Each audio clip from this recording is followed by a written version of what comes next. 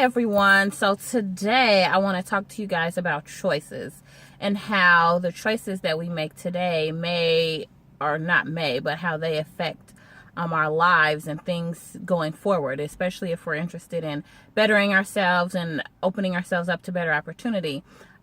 We need to talk about choices and the choices that you make. Now, your life where you are today is nothing but a series of the result of the choices you've made thus far, whether they've been good, bad, indifferent, whatever.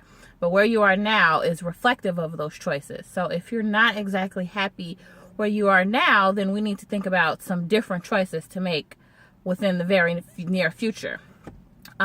So in relation to this topic, I have read this book that I think is totally awesome. It's called The Slight Edge by Jeff Olson. And essentially what he talks about is how when you decide to make the right decision, how it's essentially just as easy to do what you don't want to do or what you're afraid to do, or the decision that you know that intimidates you, how it's just as easy to do those things as it is to make an excuse not to do it.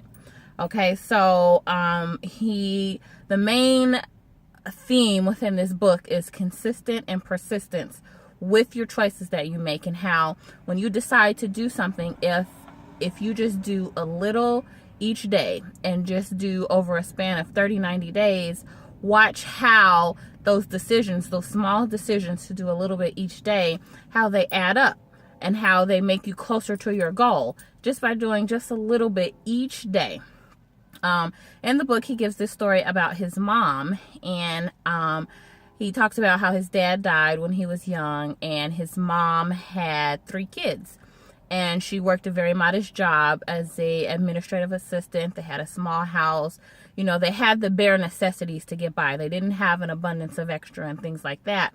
But the mom made a choice, even with things being as tight as they were. She decided that she was going to put up a little bit of savings every day or every pay period. Just a little bit. It's not much. They didn't have much, but just a little bit each pay period. And when she was able to retire, she retired with over $2 million. And you'll watch how just these small decisions to do one thing a little at a time will essentially add up to be something great. It's a theme, or what am I trying to say? It's a point that in there he talks about compounding time and how that adds up. But it's a great book. Please, please, please read it, because it gives you the inspiration to go after your decision, go after your dreams and your goals, because no matter how big they may be, if you start now, if you decide to say, you know what, I'm going to start today and working towards my goals, just do a little bit each day. You map it out. You get a planner. You write your goals every day. You do something, even if it's 5 minutes of it. Watch how if you do 5 minutes every day for 30, 60, or 90 days, watch how much closer you are to your dreams in just that short amount of time, because you've made the decision to be consistent and persistent in these goals, and watch how they'll start happening. So again, thank you guys for tuning in. Please subscribe to my YouTube channel.